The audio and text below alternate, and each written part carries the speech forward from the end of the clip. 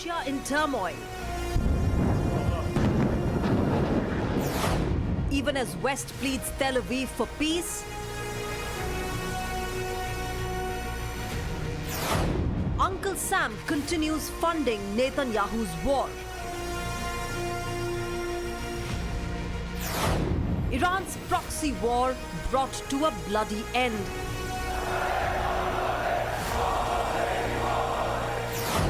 Israeli Prime Minister's psychological warfare continues.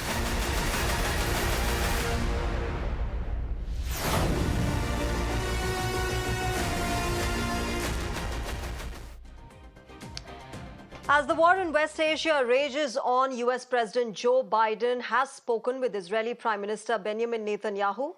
Despite its efforts to quell Israel, remember, America has so far been unable to clearly predict Jerusalem's next intentions. And there's been a clear growing difference between how the US and Israel view the further conduct of this war. The US, along with West Asia and the rest of the world, has been on the edge, remember, as Israel's response to Hezbollah's 200 ballistic missiles is awaited. United States has been trying to dissuade Netanyahu from mounting a response that it views as disproportionate. However, the Israeli Prime Minister has once again reiterated that he will not back off. In fact, he's even threatened Lebanon of a Gaza-like shattered situation. Israel withdrew from Lebanon 25 years ago.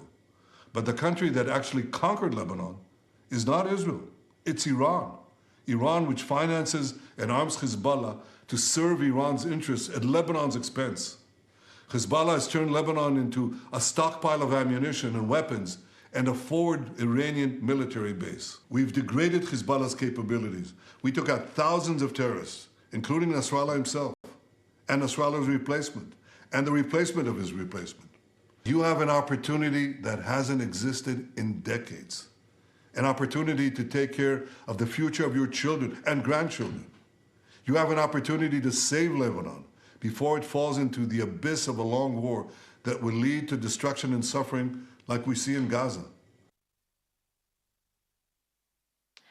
Now, the talks, remember, were the first known talks between Biden and Netanyahu since August 21st this year, amid a sharp escalation with Hezbollah, Iran, and now Syria, with fresh Israeli strikes having killed 7 people in Damascus.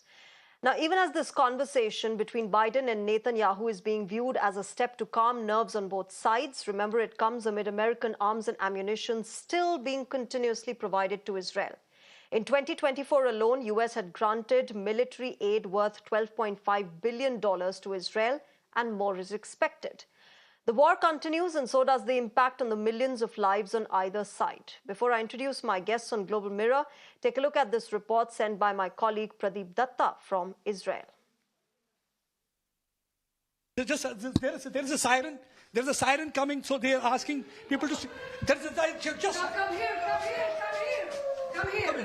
She has a bomb shelter, and all of a sudden the siren side, because though this siren is, this is a familiar sound, but this is frightening every time when there is siren, because this is a kind of a bomb shelter where they're hiding, because this is the only place, the safest place here, because reason this has got a strong wall. Without windows. So without windows. So that's one of the reasons. Right now you can be hearing the siren sound. Oh. So every night you hear siren. Oh, the same thing. We are stay here in this room because without roof, without windows. But you can hear the boom, and we are the shelter. We don't have. And you can see here, they're hiding right now, the mother and son, inside this bomb shelter. Because why it's called? See, the sound of an explosion. It has hit somewhere. The sound of an explosion. So you never know. Wow. You never know. Yeah, there's an explosion. So you can understand how petrified they are, how scared they are at times, because they are living with this hell for the last several days. Haifa is one of the most dangerous zones. There's hardly a day when there is no siren, when there is no explosion in this area.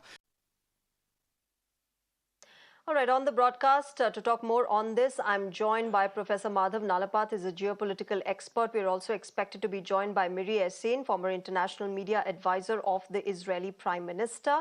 But before I go to my guests, let me go across to my colleague Pradeep Datta, who's joining us on Global Mirror live from Israel. Pradeep, you're in the middle of this entire war.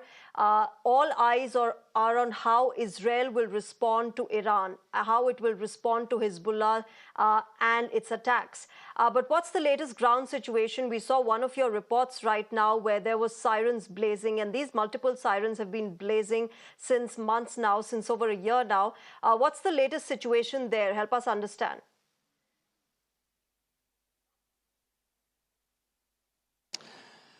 See, if we'll talk about the situation during the last 1 year, we have seen that earlier it was Iran was totally dependent on the proxies. They were targeting Israel, whether it was Houthi, whether it was Hamas, whether it was Hezbollah. But first time we have seen that there has been a direct confrontation between Iran as well as Israel. Just few days back, we saw that 181 ballistic missiles were fired from their side. Since then, the tension has escalated. Now, all eyes, you rightly said, will be on Israel, how they are really going to respond. But we saw that just few minutes back, there was a telephonic conversation that continued for about 50 minutes. Joe Biden and Benjamin Netanyahu, they had been talking to each other on telephone, rightly said, after August 21. And this is the first time, in fact, that ever since Iran has launched a ballistic missile attack on Israel, that Benjamin Netanyahu, as well as the President of the United States of America, Joe Biden, had been talking to each other. Though America is dissuading Israel from carrying out all-out attack on Iran, but Israel has made up its mind that they are going to target any country that's going to be a threat for them, especially the citizen of the country. So let's see what kind of an attack they're going to launch, because if what we had been told by the sources, either they are going to target their oil infrastructure or they're going to target their nuclear infrastructure also, because that's what actually Israel is looking at. And if this thing happens, definitely it's going to escalate into a larger war. But so far as my report is concerned, Haifa, this is the third largest city so far as Israel is concerned, and this has been facing the brunt of Hezbollah firing and projectiles for the last several weeks, ever since Hassan Nasrallah has been killed in the bombing by Israel.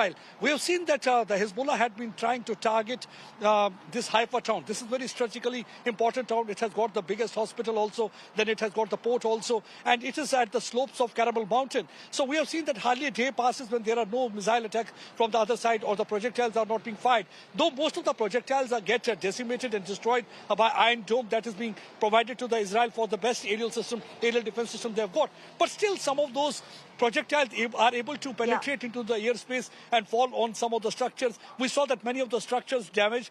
Yes, fortunately, there was no loss of life. But yes, there had been today, 2 people have died there in an area that is close to the Lebanon-Israel border. They have lost their lives. But tension continues, and the situation here continues to remain volatile. Hope the better sense prevails and there's a kind of a ceasefire. But the problem is that Israel thinks that if they will go for a ceasefire, that will help Hezbollah once again to revitalize. Pradeep, can I also understand from you, you're there. You're there in Israel, Pradeep, and I can see people around you, behind you. Israelis have, of course, become used to this war since the past 1 year. But what's the general sentiment? Prime Minister Netanyahu faces domestic challenges as well. He's under pressure to get the hostages back. What's the general sentiment like on ground? What do people want? Do they want this war to end? Are they pressuring Prime Minister to get those hostages back and finish off what they call the enemies of Israel?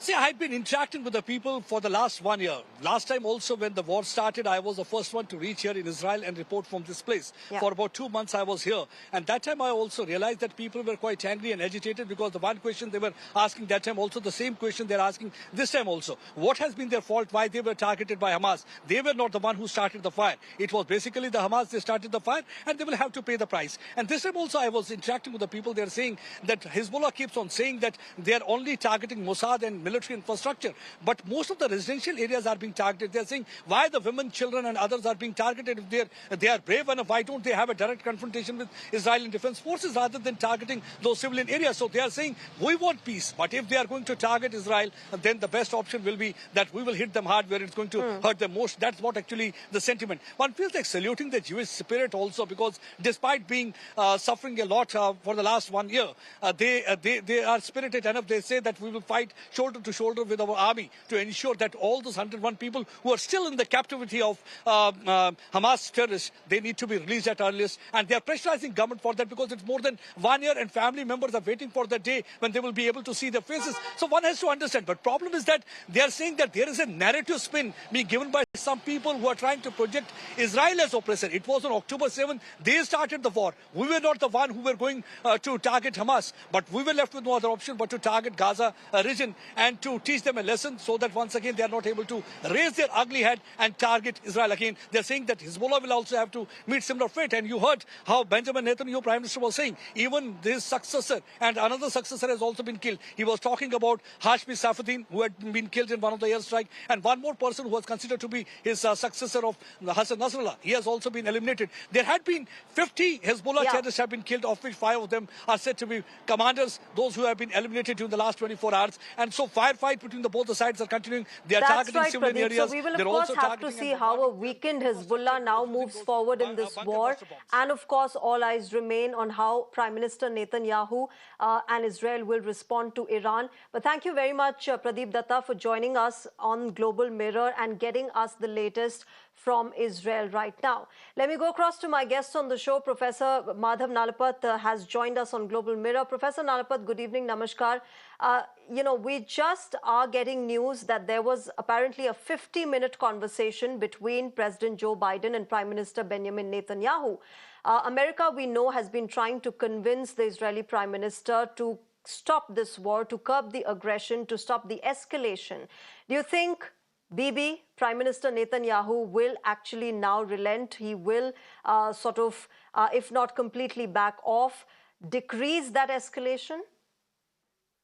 Well, I'd like to point out that President Biden could not stop the terror attack on October 7 by Hamas, and October 8, the attack that the fresh attack that was launched by Hezbollah on Israel. Then he could not stop the Houthis from interrupting shipping in such a vital waterway. And he could not stop, continuous supply of all kinds of deadly weapons to these groups that are basically committed to the extinction of not only Israel, but I'm sorry to say many of them, to the Jewish people. I want to point out one thing which is very interesting, Shreya, which I think Professor should Nalapat, note. sorry to interrupt you here, but for our viewers who are joining us right now, this is the first picture that the Israeli Prime Minister's office has released of that conversation between Joe Biden and Benjamin Netanyahu. On your screens, ladies and gentlemen, that's the first picture that is coming out of Israel of that 50-minute conversation between the US President and the Israeli Prime Minister. Professor Nalapat, please continue. Yeah, I want to say, why Haifa? You've got other ports. You've got so many, 2 or 3 other very good ports in Israel. Why Haifa? I think we should look deeper into it.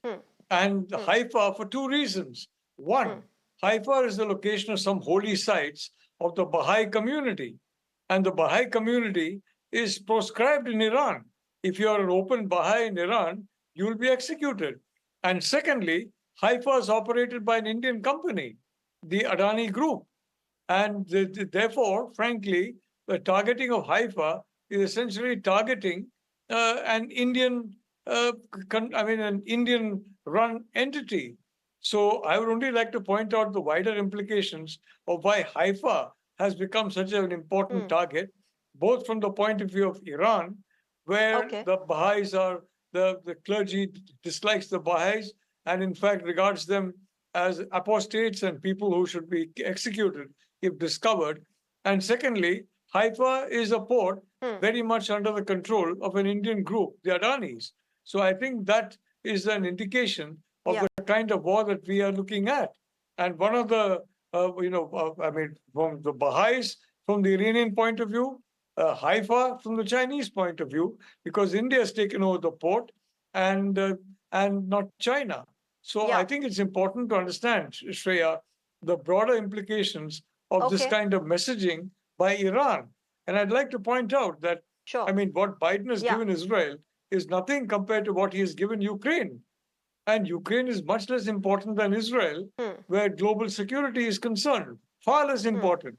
He showered money on Ukraine And Sure. relatively, Professor Nalapat, Israel let has me got a much also smaller share. welcome Adam Scott Bellows on the broadcast. He's the CEO of Israel Innovation Fund. Adam, good evening. Namaskar. Thank you very much for joining us on Mirror Now. Adam, we've just heard that President Joe Biden has spoken with the Israeli Prime Minister Benjamin Netanyahu, and we're still getting in more details of what that conversation was all about. But we do know that America has been trying to convince the Prime Minister of Israel to not escalate this war further and have a limited response towards Iran and the Hezbollah. But do you also feel what many others say, that there is a deepening distrust between the United States and Israel over how this war should be conducted further? The fact that America seems to be frustrated with the fact that Israel is not sharing its next few steps and intentions with America. First of all, thank you for having me. I just want to say it's a pleasure to be back on your station. I would have to agree that how do I say this? That there must be a significant amount of frustration with the current American administration that Israel is clearly not sharing its immediate next steps with them. And we saw that with the pager attack, where earlier that day, high-profile meetings took place between the Americans and Israelis, and no mention of the attack preemptively was mentioned to the Americans. So I'm quite certain there is a definite frustration. Also, given the implosion of the Democratic nominee, Vice President Kamala Harris's campaign, like I said, somewhat imploding over here in the United States, given the terrible press that that she has received, given the major blunders that she has made in the recent string of interviews that she's doing, it's very clear that the Israelis are moving forward in whatever way they see fit that fully secures their country and their citizens. So I think that's very clear. In addition to that, there's clearly a clear divide between the approach to Iran between the Democrats and the Republicans, and with the Democratic nominees' campaign seemingly imploding in front of the American people's eyes and the international community's eyes, it's very clear that Netanyahu and his government want to eliminate and eradicate these enemies once and for all. And it's very clear that those steps are being taken. So, when the Canadian, opposition leader is coming out talking about how it would be a gift to the world that the Jewish state would take away, the Iranian nuclear sites, and Biden is saying, don't do it or hold off.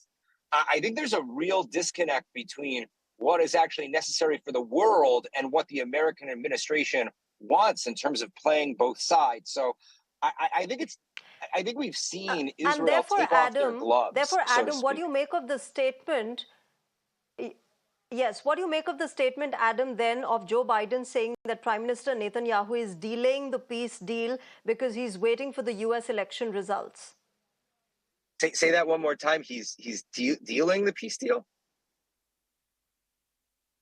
He said that Prime Minister Netanyahu is delaying the peace deal because he's waiting for the U.S. election results.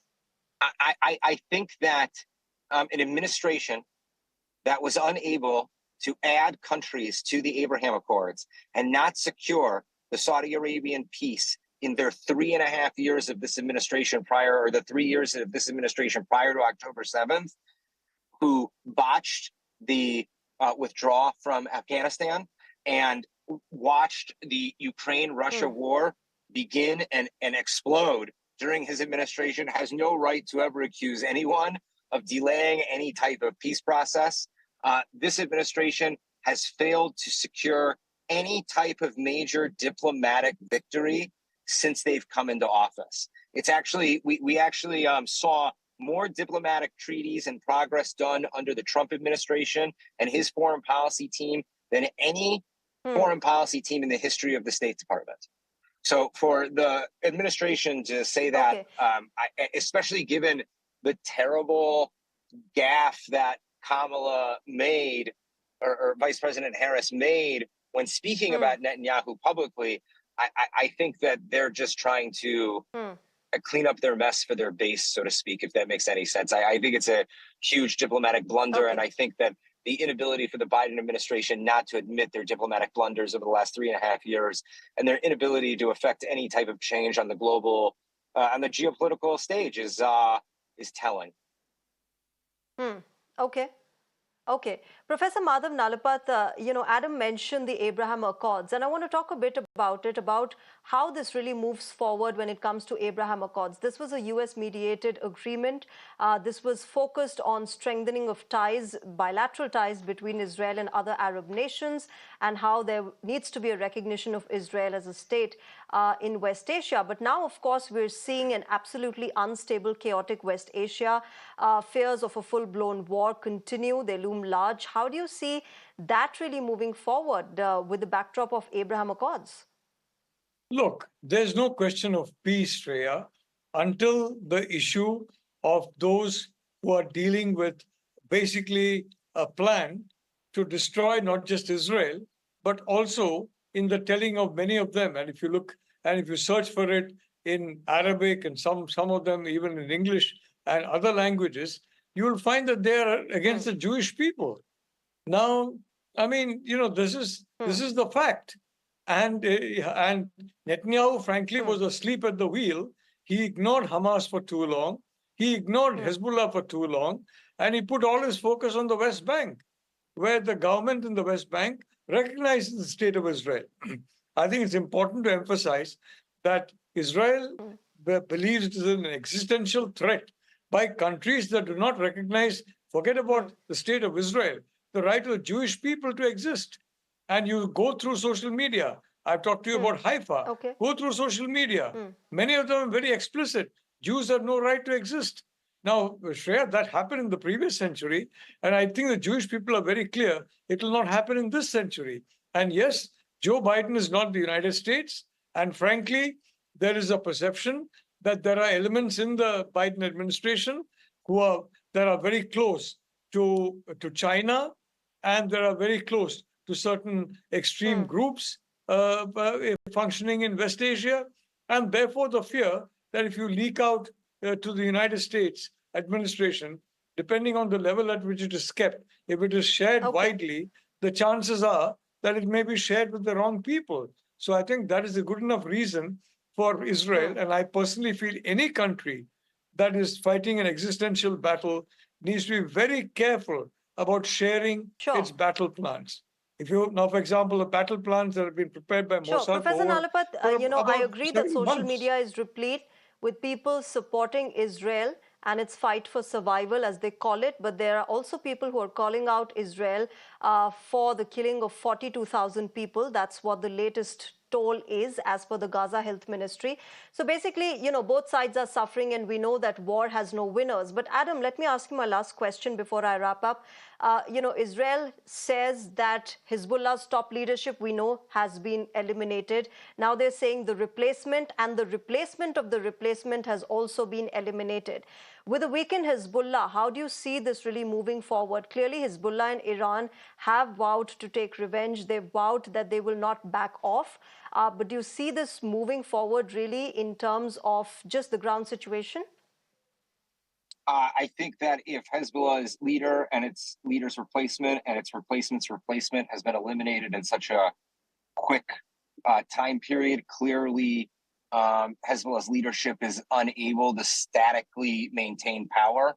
Obviously, their ground forces and their lower tier soldiers are not at, I guess you could say not direct targets of the Israeli government right now. But I mean, clearly the all and mighty, powerful non-state actor of Hezbollah has been nowhere near the match to the state of Israel that many people thought it would be. And I mean, let's be honest, no attack from Iran has been successful yet.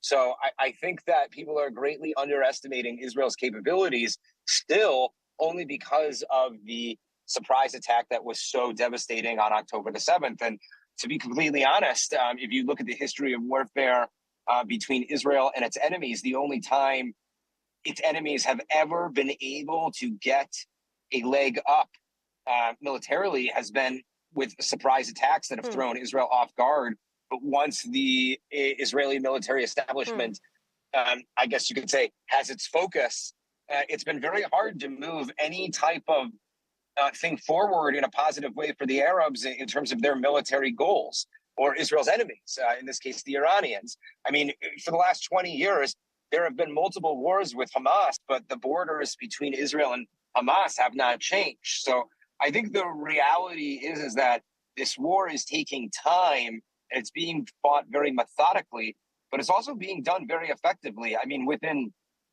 a 1-year period, we've basically eliminated Hamas from the from the Gaza Strip.